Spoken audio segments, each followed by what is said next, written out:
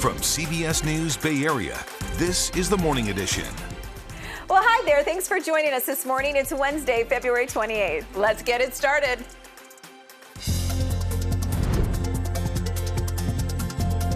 You know, it's strange because, this building has been here and Macy's has been here for so long that I think in Union Square it's an icon. Is the loss of an iconic flagship store anchors away for Union Square? We look at a future without Macy's. There are definitely possibilities here. This is not like Nordstrom's where they say we're leaving, we're exiting, and it's certainty. This is a blow, but we're coming back. Macy's and the mayor's seat. The political implications setting a major talking point for those who want to have or hold on to power. I started thinking about our home opener, and oh my gosh, that is a whole nother story. It's going to be insane. A whole other story, and this one is a positive. Soccer fans, say hello to your new soccer stars.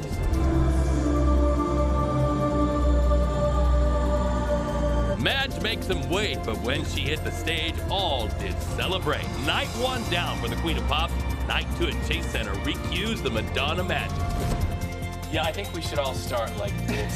Start, just holding the microphone like this. Good morning, everybody. Madonna style. I'm Reed Cowan. And then seeing that clip, now I really have FOMO. I bet the show was so good. I'm Gianna Franco. And I'm Nicole Loomis. Well, when Beyonce was in town, we started the show like We this, did. So did Madonna just take it? I mean, it's just kind of a play. You're going to have to make your way around, though, Reed, because I think she was going in circles. I need one of those turntables. Lazy Susan. We'll just I am move Lazy it. Susan this morning. All right, let's take a live look outside on this Wednesday morning as we are just a bunch of giggles and having FOMO. There's still a chance tonight, Gianna. I know, but Buy a that ticket. work thing on work. Thursday. And it's a beautiful night, or going to be at that, Jess, because you said today is dry. Rest of the week, maybe not so much. Oh, yeah. Huge changes in the forecast. So get out there and enjoy the day today. Gianna, you don't need FOMO. Just go out there and get some sunshine today. It's going to be a beautiful one for us. Sure. You can still have FOMO. I get it. It's Madonna. But let's take a quick look at what's going on outside. As we wake up this morning down near San Jose, we're seeing clear skies above us outside our windows. And it's a similar trend all throughout the Bay Area, from the coast all the way into our inland areas, where current temperatures are sitting mostly in the 30s and 40s. It is a cool start to the morning. But interestingly enough, today is going to be one of the warmest days of this week. As high pressure continues to build its way in, we're left with dry, mild conditions this afternoon, sunny skies, and then once we head into Thursday, a new storm system builds its way in from the north, and that's going to bring us a series of showers here in the Bay Area. A lot cooler weather as we head into this weekend, some gusty conditions at times, and lots of snow for our friends up in the Sierra, where the National Weather Service has already issued a blizzard warning starting tomorrow. As we're getting our fair share of the rain here in the Bay Area, they're going to be dealing with heavy snow. Forecast models anywhere up to around 10 feet in certain elevations. We're going to dive more into that in just a bit, but back here in the Bay, we're getting rain until Saturday afternoon. And it's from the exact same storm system as it circles its way into the Pacific Northwest tomorrow into our Friday forecast. It splashes us with a fair share of showers, close to around an inch expected as we head into our weekend forecast here in the Bay. But for our friends up in the Sierra, this storm was really meant for them when it comes to rainfall and snowfall totals. We'll have more on that coming up in a bit. For now, over to you, G. Jessica, thank you. Let's talk about the freeways right now and talk about that ride to work this morning. I'm going to focus on some of the busier parts of the Bay Area right now, which is that southbound 880 commute near Paseo Grande. It is sluggish heading over into Hayward this morning. And of course, the Bay Bridge, those metering lights are on, and that's a slow ride, especially coming off the East Shore Freeway. But taking an overview look, most of our brake lights and issues are concentrated towards those East Bay commutes, westbound Highway 4, South 680, as you head down towards the Sunol Grade. And of course, that ride across the San Mateo Bridge, that's getting busy as well. And westbound 80, as you head out of Richmond over into Berkeley, we are seeing a lot of brake lights there also. But the Golden Gate Bridge, Marin County commuters, you've got plenty of time to work your way across the span here into the city. No delays as you work your way over towards San Francisco. Reed? All right, speaking of coming into the city of San Francisco, looking live at Union Square this morning, and the headline that has made major implications for Union Square. Macy's saying they're going to leave its iconic locations in San Francisco. Now let's put this into perspective. The retailer is also shuttering 150 stores nationwide. So it is a national headline, but locally there are business and political blowbacks for a part of San Francisco that's really suffered from other business closures. And there are a lot of questions. There's the business angle and the worry that surrounding retailers may feel the impacts of that big empty building. There are the political implications and the conversation that this loss will shape San Francisco into a narrative that could call for new leadership. And there's reaction from people who live near Union Square. You know, a lot of those businesses say they feel like they're living on a bubble. Our Kelsey Thorud spoke to a business owner who still, despite all of this, believes in the future of Union Square.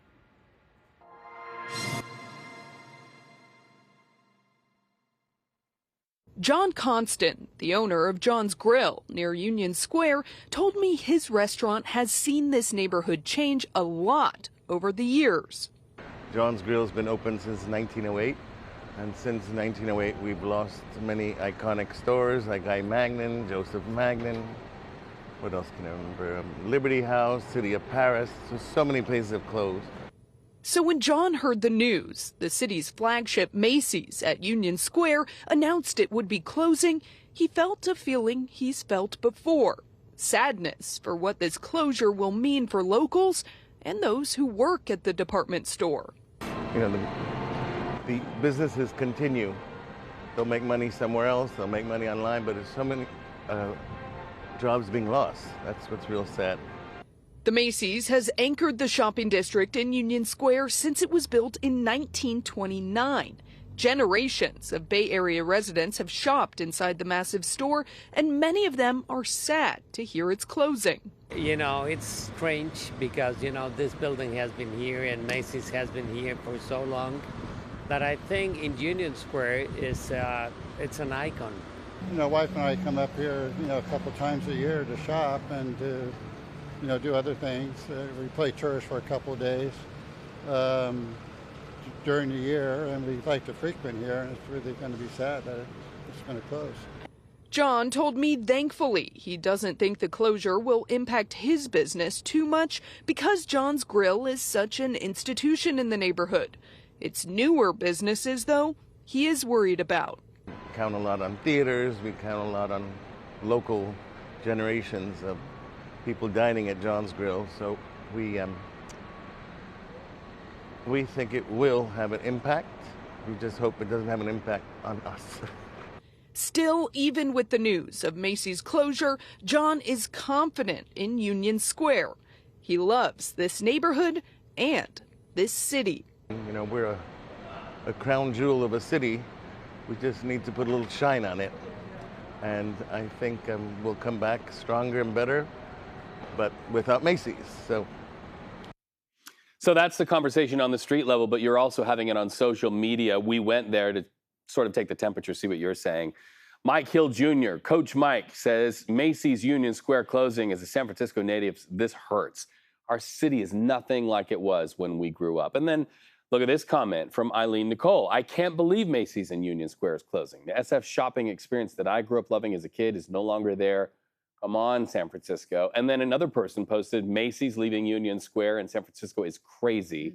It's like the focal point of the entire square. And, you know, we're hearing that people in the know are saying that Macy's will be here for one more holiday season, maybe longer. Apparently, they're looking to find a new buyer for the building. And until that happens, we might get one more holiday. But we're still talking about this, and it is something that is so sad down there for so many businesses that are around. But keep in mind, and speaking to the leadership conversation and how this could influence our political future here in San Francisco, Macy's said they're closing 150 underperforming stores. Right. I know the narrative is being set by politicians that, look, 150 stores nationwide, but it obviously must have been underperforming. If Union Square was robust and healthy, would they still close it? Well, I don't know, because I went there during the holidays and it was packed with people, but it's such a massive structure. I mean, the building, my favorite floor is actually the basement there because they have all the pots and pans. The deal. More pots and pans Yeah. and deals than any other store. I'm really going to miss that. Yeah, sad. Well, and I think that's the thing too. A lot of people, you heard from one of the social media comments, it's something you did, but it is very holiday focused now. I don't go as often anymore unless there's something specific or special happening in that area. My shopping patterns have changed. our patterns just in general in San Francisco have changed as far as businesses and people going to work. Like, what is the actual need? So I think, and we've had time to think about this, it's something innovative and different needs to happen to keep those businesses afloat, because without Macy's, that is the anchor of that area. Yeah. It's going to be and tough. It can't just be the holidays that you're visiting that Macy's. Can't sustain it. Oh my goodness, got to find new ways. Well, be sure to stay with us for continuing coverage on the Macy's closures on air and online, KPIX.com, and streaming on CBS News Bay Area. We want to hear your ideas. Looking at this morning's other top stories, Oakland is gearing up to choose a new police chief. The city's police commission just released a new slate of candidates. The department hasn't had a permanent leader for more than a year now. And in December, the mayor rejected the commission's handpicked finalists and told them to try again. Only one name from the previous list has been included: former San Leandro Police Chief Abdul Pridgen. The others are from out of town: former Lubbock, Texas Police Chief Floyd Mitchell, Cincinnati Assistant Chief Lisa Davis, and Luis Molina, a former NYPD detective who now works under the mayor. Former Chief LaRon Armstrong did not make the cut this time around. He was on the last list that the mayor rejected. Tomorrow, the public will get a chance to hear from the current candidates at a forum in Frank Ogawa Plaza. And San Francisco supervisors have voted to formally apologize to African Americans and their descendants. Some of the supervisors said this is just the beginning of reparations for Black residents. Boston has issued a similar apology. 9 other states have officially apologized for slavery.